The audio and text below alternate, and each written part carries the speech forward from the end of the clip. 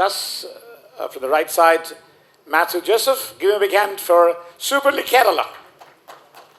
The young romanticism of Malayali dreams. Of course, Indian football too. And then I have with me my friend, Johannes Grafinger. He's a sports scientist who can talk about how sports science and technology to enable football in the field. And on the right side, another brilliant in new generation of football administration, Fabian Wett from TCG Hoffenheim. And another person, the Carl Montero from TCG Hoffenheim. And the right corner, Manuel Schaffer from FC Ingolstadt. So right now we start of how this sports technology comes in the picture. I start with the romanticism of Kerala. Mathew, you're CEO of the Kerala Super League Kerala. What you felt that when you start your footballing, you have been a long time at football, what do you think about Super League Kerala as it's a jumping boat for the talent identification to talk about. How when you start a league, as a league, owning the league or promoting the league, when you think about the league, what was your take on use as much technology to get more and more people? One side for broadcasting, communication, other side your franchise clubs. What was our call or some guidelines? Thank you, Kaushik. Thanks for inviting us and giving us an opportunity to be a part of this event. So we actually started this initiative about 5 years back, and we didn't jump directly into the Super League. Although we had this rights to do the league, but we waited for the right moment, and I said not jump. I said the jumping boat for the young talents to go a league. And right. So that's what I'm getting to. So we started off from the grassroots because there's more than about 60,000 players in Kerala alone who are registered with the All India Football Federation to be players. They are, the license holders to play. But there was a huge gap between the grassroots and to reach somewhere on the national or an international platform. So after we spent some time on the grassroots, that's when we started the league. But when we started the league, we realized that there's a big gap, although there's a lot of technology, but then how does someone even get to a league or how does someone elevate beyond that is totally an unknown fact even now. It's like a student passing out, although there's so much of portals available on the Googles to everything, but he may not know which direction to go.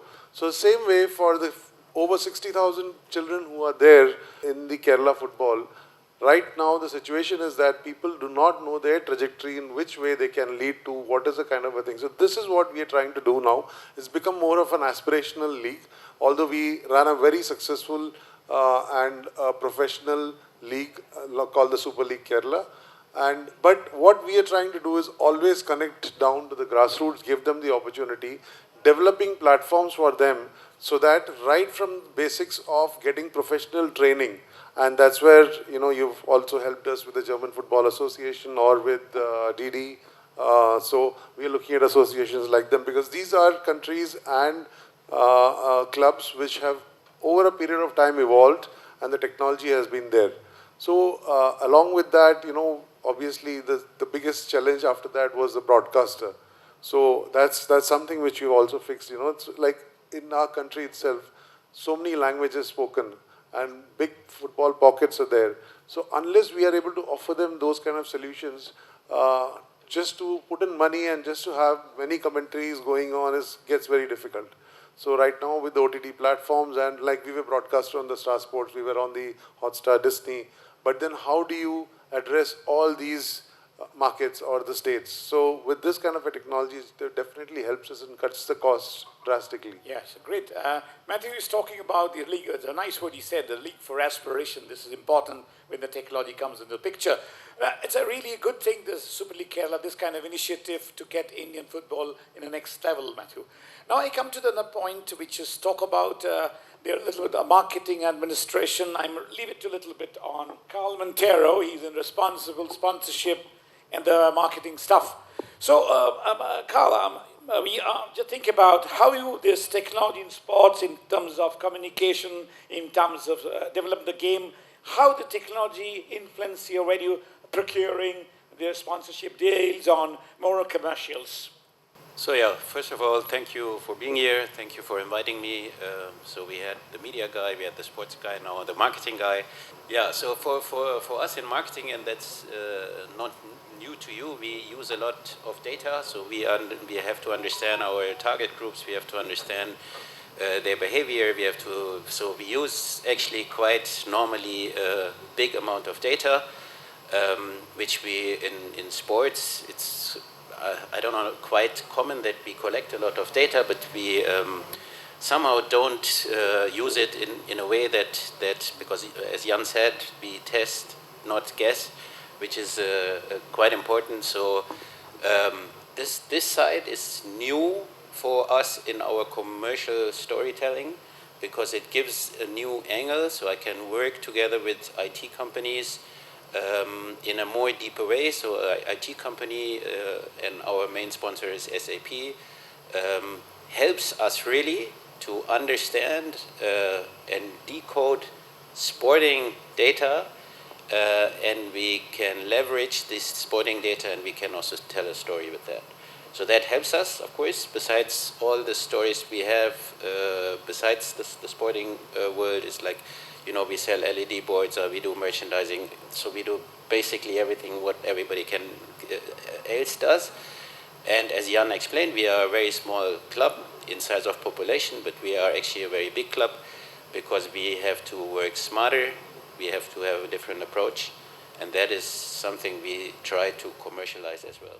Yeah, great, Carl. You're talking about a nice story, but also technological way of sponsoring the overlay of the match, LED boards. These all are technology. The technology is not confined to only of the developing players. It's also an opportunity to grow up more and more. It's a holistic way to develop the whole sports and as an ecosystem. Now, you must have the Austria. When it comes to Germany, and Austria is going in football a very big way. So we are lucky here with us now, Johannes Grafinger, who as a sports scientist with involving with the sports technology and science for develop the Austrian football are going to be a new powerhouse of international football. Now, Jans, what is your secret? Well, our secret is probably we actually don't have the necessary funds like the DFB or Hoffenheim, for example, does. So it is very important for us to find the perfect sweet spot between the facility and what we can invest and what we get out of it. So we really have to look at which tests are easily doable for our players and what we can get from these tests to really develop them perfectly. So it is just a small path that we have to take in order to develop our players perfectly and still get them to the level that many Austrian players now actually have. They play in a lot of big German clubs, some Premier League clubs as well. So we have done that very well in the past, but it is really hard. Jan already told us that 30-meter sprint, for example, is one very, very important factor.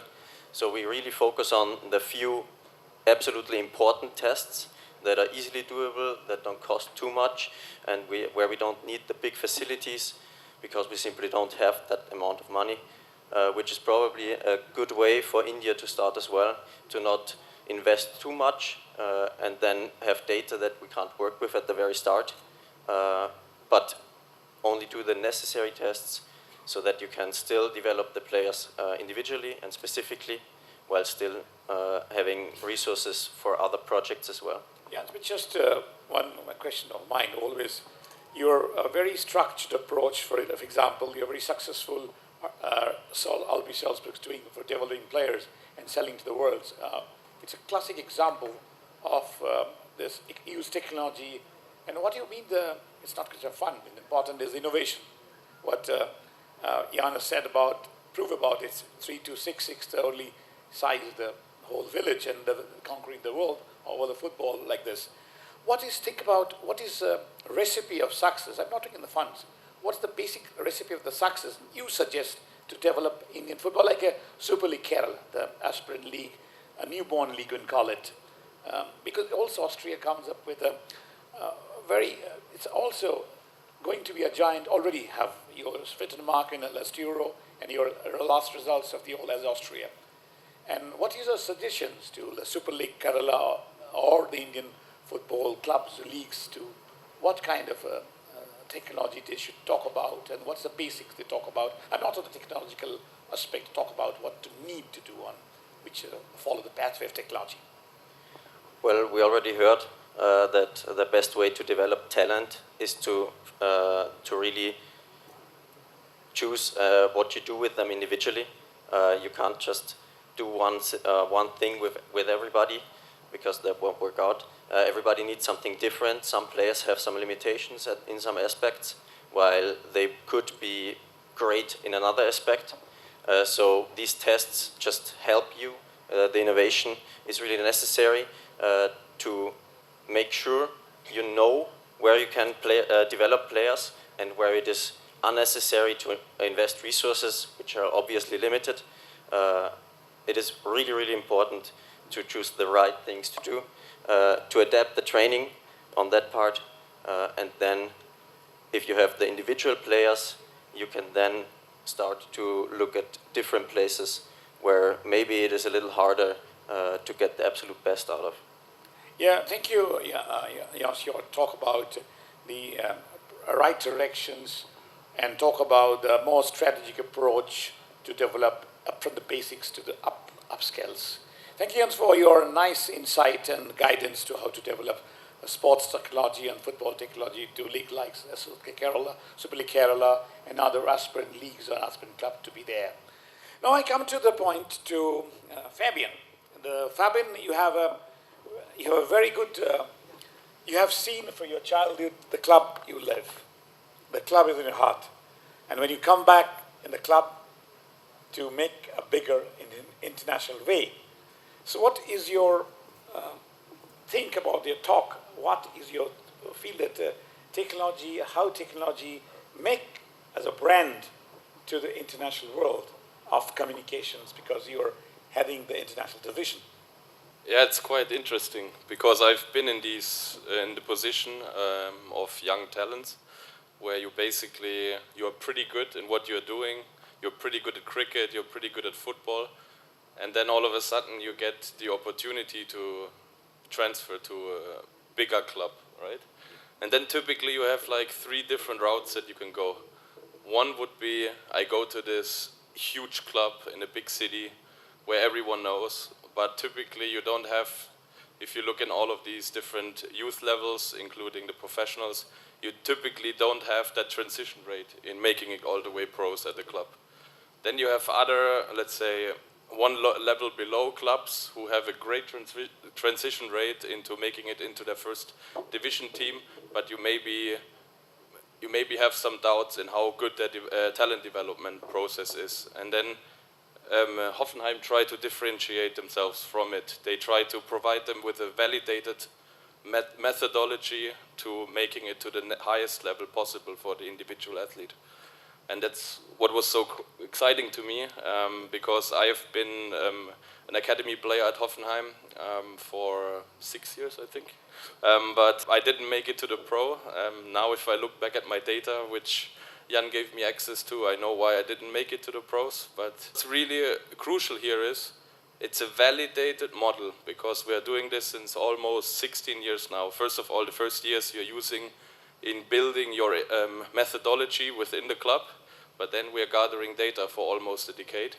And now we can, since we produce so many professional athletes, we can now basically look at someone who is 14, 15 years old, look at their data with all of the 212 KPIs, and we get a pretty good understanding if he's making it to the pros, because we have benchmarks and relevant KPIs that they need to hit on their position to make it to the next level. Great, and I think you have a fantastic insight of you grew up with the club and also now ambassador of the club to the world. And now I just come to Manuel, just a few last sentence from your end. You now have with a chance to develop Indian diaspora kids to your club with your technology. Give you a few words how you felt and how this can be developed. Yeah, thank you very much. So we have different approaches. For example, for grassroots football, we have a very huge soccer school in Germany which trains about 10,000 kids. And besides that, we have an academy where we develop the talented kids who will have the chance to go to the pro team.